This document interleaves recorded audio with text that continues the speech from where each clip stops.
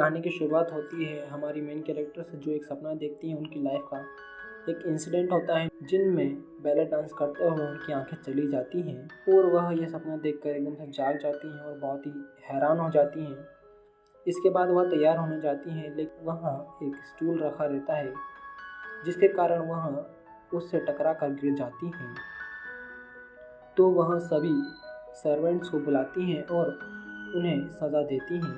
एक सर्वेंट अपना जुर्म कबूल लेता है कि यह मेरी गलती है। तभी वह उस सर्वेंट को वहाँ से निकाल देती हैं और उनके अंकल उनका गुस्सा शांत करते हैं।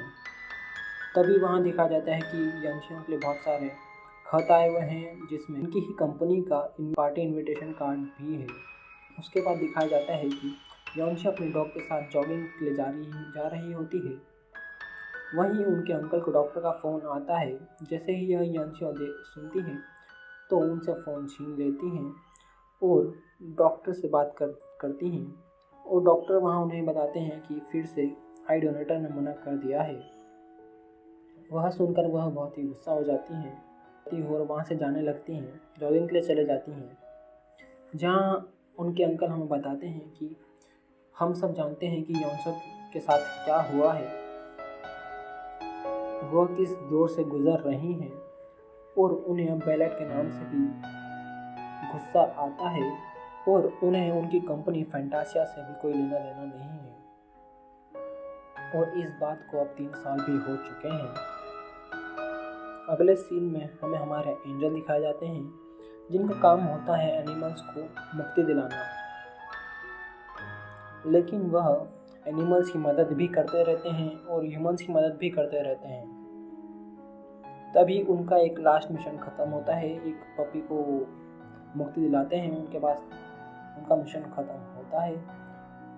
तो अब उनका लास्ट मिशन बचा होता है, तो भगवान से प्रार्थना करते हैं जो मेरा लास्ट मिशन है वो अमेजिंग होना चाहिए। वहीं यंशी अपने डॉग के साथ जॉगिंग करते करते उसी जगह पर आती है और दो लड़कों से टकरा जाती हैं।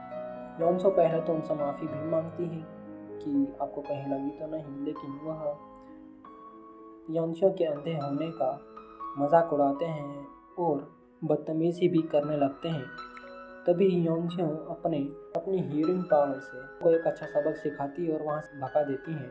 उसके बाद यंशी एक ब्रिज पे आती हैं और वह रोने लगती हैं क्योंकि उन्हें उनके अंधे होने का मजाक बिल्कुल भी पसंद नहीं है। वही हमारे एंजल साथ में उनके पास में आते हैं और वहाँ हम देखते हैं कि पास्ट में यंशियों के इंसिडेंट होने के बाद भी वह इस ब्रिज पर आई थी और सुसाइड करने की कोशिश की थी उन्होंने। तब यंशी बताती हैं कि लोग कहते हैं कि बैलेरिना 2 बार मरती है, एक बार जब वो बैलेट छोड़ती है और दूसरी बार जब वह सांसें रोकती है। तो हमें प्रेजेंट में दिखाया जाता है कि यंशी अपनी सांसें रोकने की कोशिश करती है, लेकिन हमारे जो एंजल हैं वो उन्हें बचा लेते हैं। उसके बाद यंशी वही बेंच पर आकर बैठ जाती है जहां हमारे एंजल हमेशा बैठा करते थे और एंजल भी यंशी के पास में बैठे रहते हैं। वहीं यंशी को एंजल महसूस हो जाते हैं और वह उनसे पूछती है कि कौन हो तुम, क्यों इधर बैठे हो और यहाँ से चले जाओ। तो हमारे एंजल रिप्लाई करते हैं कि यह बेंच आपकी नहीं है, ना ही मेरी है, यह बेंच भगवान की है। तभी यंशी उन्हें लेक्चर देने लगती है। तभी यंशी उन्हें कहती है कि मैं कोई भगवान को नहीं मानती, लेकिन यंशी बताती है कि उन्होंने भगवान से बहुत ज़्यादा प्रार्थना की थी। जब उनके पिता मरने वाले थे, उन्होंने भगवान से कहा था कि उनके पिता को उनसे मत छीनिए, लेकिन भगवान ने उनकी नहीं मानी और उनकी आंखें भी छीन ली बाद में उनकी आंखें भी छीन ली। एंजल उन्हें बताते हैं कि हर कोई आपके जैसा नहीं होता, इतनी बड़ी आपके साथ घटना हुई है, उसके बाद भी आप सुसाइड करने ब्रिज पर चले गई थी। यह सुनकर यंशी शॉक में आ जाती हैं और उनसे पूछती कौन हो तुम, किसने तुम्हें भेजा है। वहीं उनकी केयरटेकर आवाज़ लगाती हैं उनको, तो डिस्ट्रैक्ट होती हैं और एंजल वहाँ से भाग जाते हैं। वहीं यंशी को एंजल का रुमाल मिल जाता है और वह उसे रख लेती है। वहीं दूसरी तरफ हमें एंजल दिखाए जाते हैं जो अपने मास्टर के पास जाते हैं। तो मास्टर उन्हें डांट रहे होते हैं कि तुम ह्यूमंस की लाइफ में इंटरफेयर क्यों करते हो। होपफुली तुम उन्हें बचाते हो, लेकिन ये एक एंजल के रूल के खिलाफ है। दूसरी तरफ एंजल उनसे पूछते हैं कि कोई ह्यूमन हमें देख नहीं सकता, भले ही वो कितना ही आस्तिक क्यों ना हो। तब उनके मास्टर उन्हें बताते हैं कि अगर तुमने ह्यूमन को टच भी किया तो तुम डिसअपियर हो जाओगे, गायब हो जाओगे।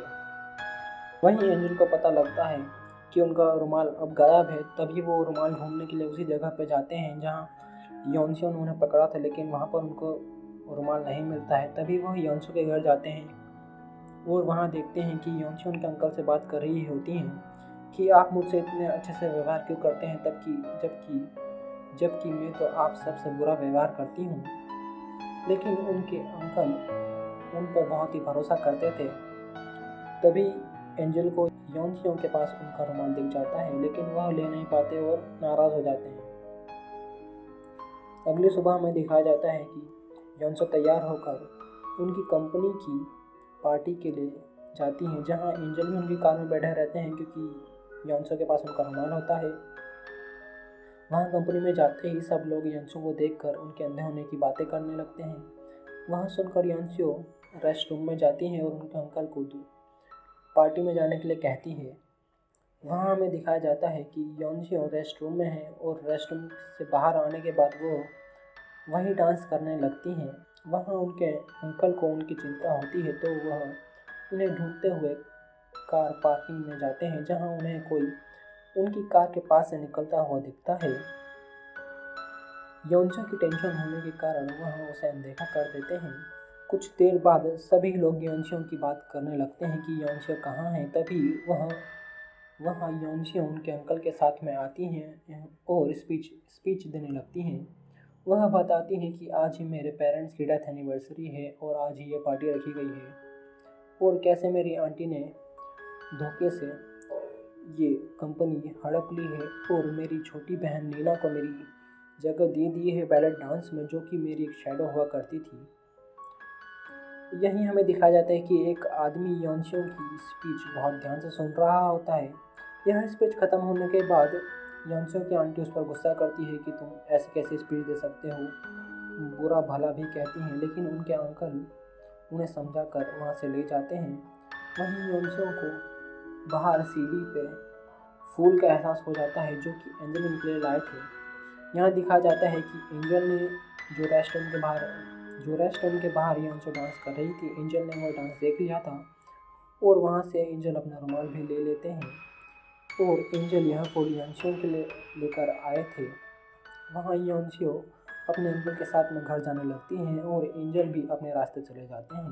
रास्ते में योनसियो और उनके अंकल के बीच में कुछ बहस होती है, लेकिन योनसियो उन्हें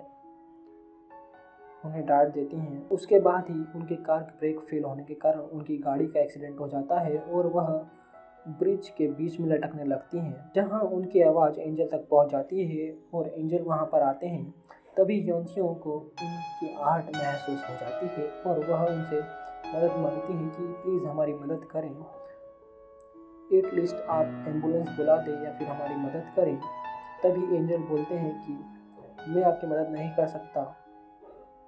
तभी योनसियो कहती है कि मैं हर दिन मरना चाहती थी, लेकिन आज मैं जीना चाहती हूँ। यह सुनकर एंजल को कुछ पुरानी बातें यादें आने लगती हैं और तभी उनकी कार वहाँ से नीचे गिरने लगती है। तभी एंजल टाइम रोकते हैं और उनकी कार नीचे से वापस ऊपर लाते हैं और योनसियो को टच भी कर लेते हैं। लेकिन तभी चर्च की घंटी बजती है, जिसके कारण एंजल गायब होकर चर्च के सामने आ जाते हैं और चर्च के गेट उनके लिए बंद हो जाते हैं।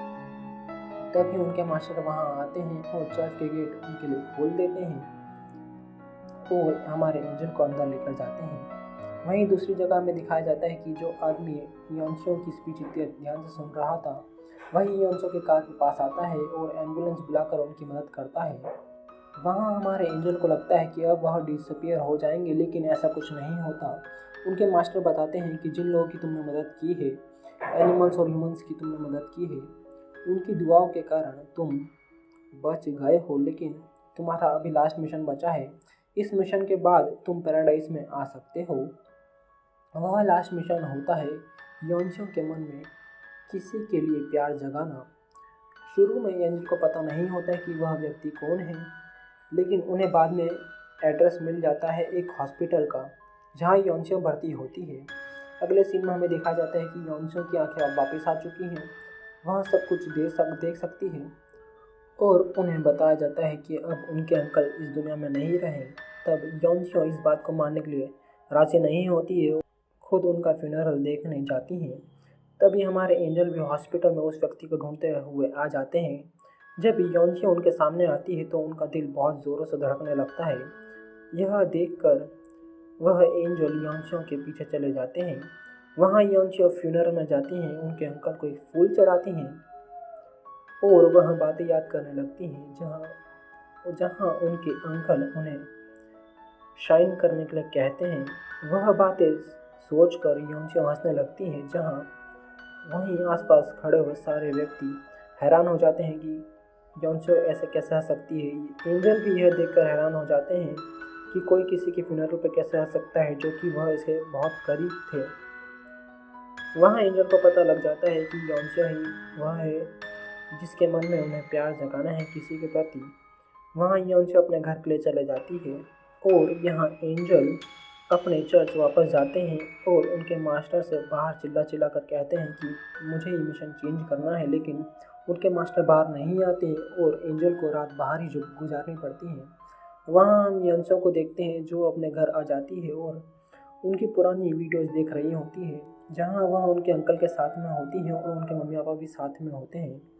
वह देखकर वह बहुत गुस्सा होती है और उनके अंकल से कहती है कि आप ऐसा कैसा कर सकते हैं, आप मुझे छोड़कर कैसे जा सकते हैं। और बहुत ही दुखी होती है, वो रोने लगती है और वहीं सो जाती हैं। उनके मास्टर आते हैं, तभी एंजल कहते हैं कि वही लड़की क्यों। तब उनके मास्टर कहते हैं कि तुमने उसी लड़की की जान बचाई है, तो तुम्हें उसी लड़की के मन में प्यार जगाना पड़ेगा। और वह उन्हें एक सूट भी देते हैं। यहाँ हमें दिखाया जाता है कि योनसो को उनकी केयरटेकर उठाने आती हैं और उन्हें आई में दवाई डालने लगती है, लेकिन योनसो उन्हें रोक देती हैं। लेकिन उनकी केयरटेकर उन्हें डांटती हैं और कहती हैं कि यह आपके अंकल की आंखें हैं, हम सब भी आपके अंकल से बहुत प्यार करते थे और आपको भी इन आँखों का बहुत ख्याल रखना होगा। लेकिन योनसो वहाँ से जाने लगती हैं, लेकिन उनके पैर वहीं फ्रीज हो जाते हैं और वहाँ गिर जाती हैं। वहाँ हमें दिखाया जाता है कि हॉस्पिटल में डॉक्टर कहती हैं कि इन्हें पैनिक अटैक हुआ था, जो कि किसी अपने करीबी के जाने के सदमे के कारण होता है और अब यह वह चीज़ें नहीं कर सकती जो उनके साथ में करती थी, जैसे कि खाना, घूमना और वह सब। और योनसो दुखी हो जाती है। आज का एपिसोड यहीं से ख़त्म होता है। नेक्स्ट एपिसोड जल्दी मैं डाल दूँगा। Thank you for watching.